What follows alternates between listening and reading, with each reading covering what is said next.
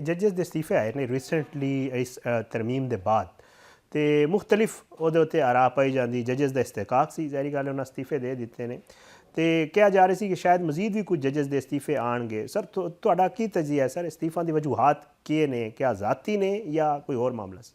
ਇਹ ਦੇਖੋ ਨਾ, ਜ਼ਾਤੀ ਵੀ ਹੋ ਗਿਆ ਕਿਸੇ ਆਨਰੇਬਲ ਆਦਮੀ ਦਾ ਇਸ ਜੁਡੀਸ਼ਰੀ ਦੇ ਨਾਲ ਹੁਣ ਕੰਮ ਕਰਨਾ ਜਿਹੜਾ ਉਹ ਤਾਂ ਜ਼ਾਹਿਰ ਹੈ ਮੁਸ਼ਕਿਲ ਹੈ ਨਾ।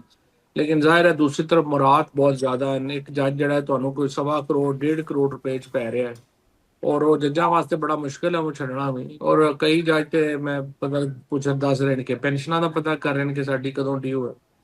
ਤੇ ਜ਼ਾਹਿਰ ਹੈ ਲੋਕਾਂ ਦੇ ਪ੍ਰੈਕਟੀਕਲ ਮਸਲੇ ਵੀ ਹੁੰਦੇ ਨੇ, ਉਹਨਾਂ ਦੇ ਕਈਆਂ ਦੇ ਘਰ ਜਿਹੜੇ ਨੇ ਆਖਰ ਤੇ ਪਹੁੰਚੇ ਹੋਏ ਨੇ, ਕਈਆਂ ਦਾ ਆਪਣੇ ਆਪਣੇ ਕੰਮ ਹਨ, ਸਭ ਦੇ ਲੋਸ਼ੇ ਤੇ ਲੱਗੇ ਹੋਏ ਨਾ ਪਾਕਿਸਤਾਨ ਦੇ।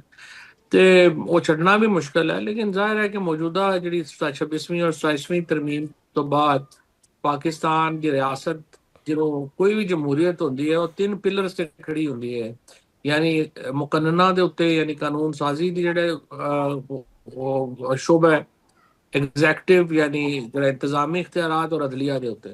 ਤੇ ਐਗਜ਼ੈਕਟਿਵ ਨੇ ਪਹਿਲੇ ਪਾਰਲੀਮੈਂਟ ਨੂੰ ਖਤਮ ਕੀਤਾ ਇਲੈਕਸ਼ਨ ਚੋਰੀ ਕਰਕੇ, ਔਰ ਹੁਣ ਅਦਲੀਆ ਨੂੰ ਵੀ ਮੁਕੰਮਲ ਖਤਮ ਕਰਤਾ ਹੈ। ਤਾਂ ਹੁਣ ਤੇ ਸਾਰਾ ਬੋਝ ਜਿਹੜਾ ਪਾਕਿਸਤਾਨ ਦਾ ਉਹ ਤਿੰਨ ਪਿਲਰਸ ਦੇ ਬਜਾਏ ਇੱਕ ਪਿਲਰ ਤੇ ਆ ਗਿਆ। ਹੁਣ ਤੇ ਇੱਕ ਸਟੋਨ ਤੇ ਹੀ ਪਾਕਿਸਤਾਨ ਖੜਾ ਹੈ। ਦੇਖੋ ਕਿੰਨੇ ਦੇਰ ਖੜਾ ਰਹਿੰਦਾ। सर वकला तहरीक बेंच एंड बार के जोड़े ताल्लुकात ने उस हवाले नाल ही गल हो रही है। सर वकला ये उत्ते बाकायदा तौर पर तुहानूं पता है कि जी रिएक्शन भी आ रहा है तो की नज़र आ रहा है सर? कोई वकला तहरीक की गल हो रही है, कोई है इस तरह का सीन हो सकता? ਪਾਕਿਸਤਾਨ ਵਿੱਚ ਫਿਲਹਾਲ ਜਿਹੜੀ ਤਹਿਰੀਕ ਹੈ ਉਹਦਾ ਮਾਹੌਲ ਨਹੀਂ ਹੈ। ਲੇਕਿਨ ਇਹਦਾ ਮਤਲਬ ਇਹ ਨਹੀਂ ਹੈ ਕਿ ਕੋਈ ਤਹਿਰੀਕ ਸ਼ੁਰੂ ਨਹੀਂ ਹੋ ਸਕਦੀ। ਇਹਦੇ ਹਮੇਸ਼ਾ ਇੱਕ ਬੜੀ ਇਨਵਿਜ਼ੀਬਲ ਲਾਈਨ ਹੁੰਦੀ ਹੈ ਜਿਹਨੂੰ ਕੋਈ ਪ੍ਰੈਡਿਕਟ ਨਹੀਂ ਕਰ ਸਕਦਾ। ਪਾਕਿਸਤਾਨ ਵਿੱਚ ਇਸ ਵੇਲੇ ਲੋਕਾਂ ਦਾ ਔਰ ਹੁਕਮਰਾਨਾਂ ਦਾ ਫਾਸਲਾ ਬਹੁਤ ਜ਼ਿਆਦਾ ਹੈ। ਹੁਣ ਦੇਖਣਾ ਇਹ ਹੈ ਕਿ ਇਹ ਫਾਸਲਾ ਜਿਹੜਾ ਹੈ ਉਹ ਹੋਰ ਵੱਧਦਾ ਹੈ ਜਾਂ ਘੱਟ ਹੋਏਗਾ। ਅਗਰ ਇਹ ਫਾਸਲਾ ਜਿਹੜਾ ਹੋਰ ਵਧਿਆ ਤੇ ਜ਼ਾਹਿਰ ਹੈ ਇਸ ਨਤੀਜੇ 'ਚ ਜਿਹੜਾ ਪਾਕਿਸਤਾਨ ਮਜ਼ੀਦ ਅਨਸਟੇਬਲ ਹੋਏਗਾ। ਇਸ ਵੇਲੇ ਵੀ ਤੁਸੀਂ ਦੇਖੋ ਨਾ, ਪਾਕਿਸਤਾਨ ਦਾ ਅਸਲ ਮਸਲਾ ਇਹ ਹੈ ਕਿ ਸਿਆਸੀ ਟੈਂਪਰੇਚਰ ਇੰਨਾ ਹਾਈ ਹੈ ਕਿ ਉਹਦੇ 'ਚ ਕੋਈ ਇਨਵੈਸਟਮੈਂਟ ਪਾਕਿਸਤਾਨ ਵਿੱਚ ਨਹੀਂ ਆ ਰਹੀ, ਕੋਈ ਬੰਦਾ ਇੱਥੇ ਪੈਸੇ ਲਾਉਣ ਨੂੰ ਤਿਆਰ ਨਹੀਂ ਹੈ। ਔਰ ਉਹਦੇ ਨਤੀਜੇ 'ਚ ਪਾਕਿਸਤਾਨ ਜਿਹੜਾ ਉਹ ਬੜੇ ਸ਼ਦੀਦ ਮਸਾਇਲ ਦਾ ਸ਼ਿਕਾਰ ਹੈ। ਅਨਫੋਰਚੂਨੇਟਲੀ ਜਿਹੜੀ ਸਿਚੁਏਸ਼ਨ ਸਾਡੇ ਕੋਲ ਹੈ ਇਸ ਵੇਲੇ ਉਹਦੇ 'ਚ ਪਾਕਿਸਤਾਨ ਵਿੱਚ ਜ਼ਰੂਰਤ ਇਸ ਗੱਲ ਦੀ ਸੀ ਕਿ ਕੋਈ ਸਿਆਸੀ ਟੈਂਪਰੇਚਰ ਘੱਟ ਹੋਏ, ਕੋਈ ਬਾਹਰ ਦੇ ਲੋਕ ਇੱਥੇ ਆ ਕੇ ਪੈਸੇ ਲਾਉਣ। ਦੇਖੋ middle class, lower middle class ਯਾਨੀ 50,000 ਰੁਪਏ ਤੋਂ ਲੈ ਕੇ ਤੇ ਜਿਹੜਾ 2.5 ਪੌਣੇ 3 ਲੱਖ ਰੁਪਏ ਤੱਕ ਦੀ ਤਨਖਾਹਦਾਰ ਬੰਦਾ ਹੈ ਉਹਦੀ ਤੇ ਕਮਰ ਟੁੱਟ ਗਈ ਹੈ। ਉਹਨੂੰ ਸਮਝ ਨਹੀਂ ਆ ਰਹੀ ਉਹਨੇ ਜ਼ਿੰਦਗੀ ਗੁਜ਼ਾਰਨੀ ਕਿਵੇਂ।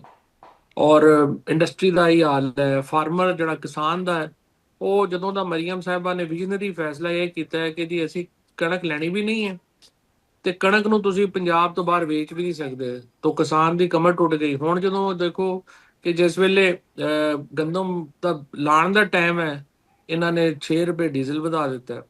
ਸੋ ਕਿਸਾਨ ਦਾ ਬਹੁਤ ਬੁਰਾ ਹਾਲ ਹੈ, ਛੋਟੀ ਇੰਡਸਟਰੀ ਦਾ ਬਹੁਤ ਬੁਰਾ ਹਾਲ ਹੈ, ਤਨਖਾਹਦਾਰ ਤਬਕੇ ਦਾ ਬੜਾ ਬੁਰਾ ਹਾਲ ਹੈ। ਰੀਅਲ ਏਸਟੇਟ ਜਿਹੜੇ ਹੋਰ ਪਾਕਿਸਤਾਨ ਵਿੱਚ ਜਿਹੜੀ ਲੋਅਰ ਮਿਡਲ ਕਲਾਸ ਜਿਸ ਨਾਲ ਵਾਬਸਤਾ ਹੈ ਉਹ ਰੀਅਲ ਏਸਟੇਟ ਦੇ ਨਾਲ ਹੈ, ਉਹਨੂੰ ਜਿਵੇਂ ਇਹਨਾਂ ਨੇ ਟ੍ਰੀਟ ਕੀਤਾ ਹੈ, ਕੰਸਟਰਕਸ਼ਨ ਨੂੰ ਜਿਵੇਂ ਟ੍ਰੀਟ ਕੀਤਾ ਹੈ, ਉਹ ਸਾਰਾ ਹੀ ਇਹਨਾਂ ਸ਼ੋਬਿਆਂ ਦਾ ਬੇੜਾ ਗਰਕ ਹੋ ਗਿਆ। ਔਰ ਇੰਨੇ ਹਾਈ ਪੋਲੀਟੀਕਲ ਟੈਂਪਰੇਚਰ ਵਿੱਚ ਇਹ ਸ਼ੋਬੇ ਪਤਾ ਨਹੀਂ ਕਿਸ ਤਰ੍ਹਾਂ ਅੱਗੇ ਕੰਮ ਕਰਨਗੇ। सर तुसी बड़ी ज़बरदस्त गल की, अक्सर तुसी कर भी रहे हो, बल्कि रिसेंटली थोड़ी एक मुलाकात का भी जिक्र होया शाह महमूद कुरैशी साहब नाल कि जी टैंपरेचर थले आना चाहिए। लेकिन सर की नज़र आ रहा है थानू कि जी ऐसी को पॉसिबिलिटी है मौजूदा सूरत हाल, अगर मैं स्पैसीफिकली थोड़ी जी साबिक जमात सी पाकिस्तान तहरीक इंसाफ उस हवाले नाल गल करा तो खान साहब या उन्होंने जमात का कोई ऐसा मूड है, कोई सूरत हाल है कि टैंपरेचर थले लाने वास्ते थोड़ी गल मान लैन या इस तरह का कोई सूरत हाल बने? ਦੇਖੋ ਜੀ ਟੈਂਪਰੇਚਰ ਤੇ ਥੱਲੇ ਲੈ ਕੇ ਆਣਾ ਹਕੂਮਤ ਨੇ, ਅਪੋਜੀਸ਼ਨ ਤੇ ਨਹੀਂ ਨਾ ਥੱਲੇ ਲਿਆ ਸਕਦੀ ਹੈ। ਅਗਰ ਅਪੋਜੀਸ਼ਨ ਜਿਹੜੀ ਹੈ ਉਹਨੂੰ ਤੁਸੀਂ ਦੇਖੋ ਇਲੈਕਸ਼ਨ ਸਿੰਬਲ ਲੈ ਲਿਆ, ਉਹਨਾਂ ਦਾ ਇਲੈਕਸ਼ਨ ਜਿੱਤਿਆ, ਤੁਸੀਂ ਉਹਦੇ ਨਤੀਜੇ ਬਦਲ ਦਿੱਤੇ। ਇਮਰਾਨ ਖਾਨ ਜੇਲ੍ਹ 'ਚ, ਉਹਨਾਂ ਦੀ ਬੇਗਮ ਜੇਲ੍ਹ 'ਚ ਹੈ, ਭਾਂਜਾ ਜੇਲ੍ਹ 'ਚ ਹੈ, ਪੂਰਾ ਖਾਨਦਾਨ ਜਿਵੇਂ ਰਾਤੀ ਜਿਵੇਂ ਸਲੂਕ ਹੋਇਆ ਉਹਨਾਂ ਦੀਆਂ ਭੈਣਾਂ ਦੇ ਨਾਲ, ਤੇ ਉਹ ਟੈਂਪਰੇਚਰ ਕਿਸ ਤਰ੍ਹਾਂ ਥੱਲੇ ਲਿਆਣਗੇ? ਟੈਂਪਰੇਚਰ ਤੇ ਹਕੂਮਤ ਨੇ ਥੱਲੇ ਲੈ ਕੇ ਆਣਾ ਹੈ ਜਿਨ੍ਹਾਂ ਨੇ ਕੋਈ ਰਿਲੀਫ ਦੇਣਾ ਹੈ ਸਿਆਸੀ ਪ੍ਰਿਜ਼ਨਰਸ ਨੂੰ। ਕੋਈ ਇਸੇ ਵਾਸਤੇ ਅਸੀਂ ਉਹਨਾਂ ਨੂੰ ਕਿਹਾ ਕਿ ਜਿਹੜੇ ਕੋਟ ਲਖਪਤ ਵਿੱਚ ਲੋਕ ਕੈਦ ਹਨ ਇਹਨਾਂ ਨੂੰ ਤੁਸੀਂ ਰਿਲੀਫ ਦਿਓ ਤਾਂ ਕਿ ਕੋਈ ਮਾਮਲਾ ਜਿਹੜੇ ਨੇ ਅੱਗੇ ਵਧਣ। ਹਕੂਮਤ ਦੇ ਜਿੰਨੇ ਲੋਕਾਂ ਨਾਲ ਸਾਡੀ ਗੱਲਬਾਤ ਹੋਈ ਹੈ ਉਹ ਕਾਫੀ ਇਸ ਗੱਲ ਦੇ ਉੱਤੇ ਹੈ ਤੇ ਸਹੀ ਚਾਹੁੰਦੇ ਨੇ ਕਿ ਚੀਜ਼ਾਂ ਹੋਣ, ਲੇਕਿਨ ਅਜੇ ਤੱਕ ਪ੍ਰੈਕਟੀਕਲੀ ਕੋਈ ਨਹੀਂ ਹੋਇਆ। ਹੁਣ ਤੇ ਵੈਸੇ ਵੀ ਇਹ ਤਰਮੀਮ ਵਗੈਰਾ ਦੇ ਚੱਕਰ 'ਚ ਜਿਹੜਾ ਸਾਡੀਆਂ ਮੁਲਾਕਾਤਾਂ ਨਹੀਂ ਹੋਈਆਂ, ਲੇਕਿਨ ਦੇਖਦੇ ਹਾਂ ਅੱਗੇ ਅਗਰ ਮੁਲਾਕਾਤਾਂ ਹੋਣਗੀਆਂ ਕਿਸ ਤਰ੍ਹਾਂ ਅੱਗੇ ਵਧਨੇ ਆ, ਕੀ ਹੋਣਾ। ਸਰ ਤੁਸੀਂ ਹਕੂਮਤ ਦੀ ਗੱਲ ਕਰ ਰਹੇ ਹੋ, ਕਿਆ ਹਕੂਮਤ ਨੂੰ ਇਹ ਸੂਟ ਦੇਖੇ?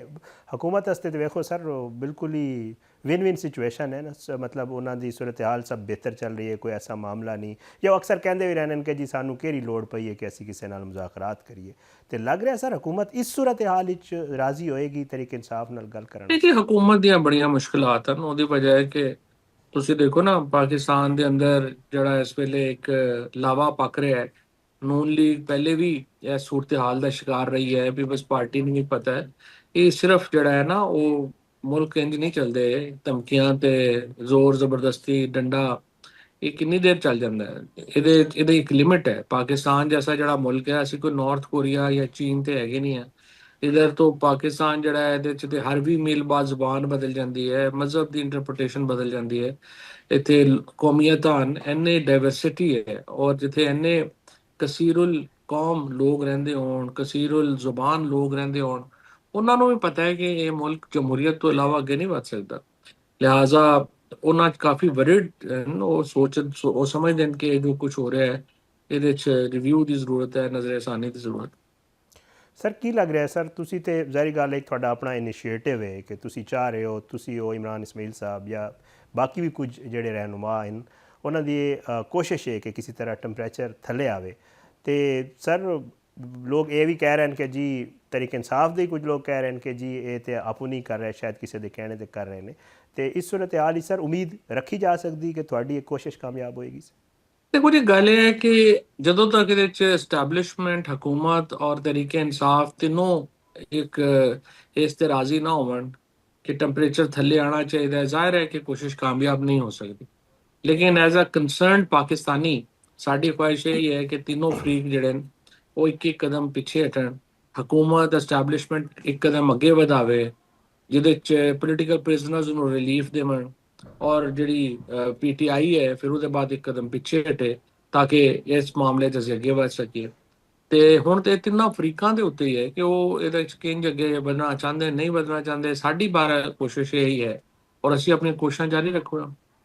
ਸਰ ਇਹ ਦੱਸੋ ਕਿ ਮੌਜੂਦਾ ਜਿਹੜੀ ਪੀਟੀਆਈ ਦੀ ਕਿਆਦਤ ਹੈ, ਜ਼ਾਹਿਰੀ ਗੱਲ ਹੈ ਤੁਹਾਡੇ ਉੱਤੇ ਤਨਕੀਦ ਵੀ ਉਹ ਕਰਦੇ ਨੇ, ਤੇ ਉਹਨਾਂ ਦੀ, ਕਿਉਂਕਿ ਤੁਸੀਂ ਵੀ ਕਹਿੰਦੇ ਹੋ ਕਿ ਜੀ ਜਿਹੜੀ ਮੌਜੂਦਾ ਕਿਆਦਤ ਹੈ ਉਹ ਤੇ ਇਸ ਕਾਬਿਲ ਹੀ ਨਹੀਂ ਕਿ ਉਹ ਇਮਰਾਨ ਖਾਨ ਦੀ ਰਿਹਾਈ ਵਾਸਤੇ ਕੁਝ ਕਰ ਸਕੇ, ਤੇ ਉਹਨਾਂ ਦੀ ਮੌਜੂਦਗੀ 'ਚ ਸਰ ਇਸ ਤਰ੍ਹਾਂ ਦੀ ਕੋਈ ਪੋਸਿਬਿਲਿਟੀ ਉਹਨਾਂ ਹੋ ਦੀ ਕੋਈ ਸਕਦੀ? ਅਹਿਮੀਅਤ ਨਹੀਂ ਹੈ। ਦੇਖੋ, ਅਹਿਮੀਅਤ ਹੈ ਇमरान खान ਦੀ।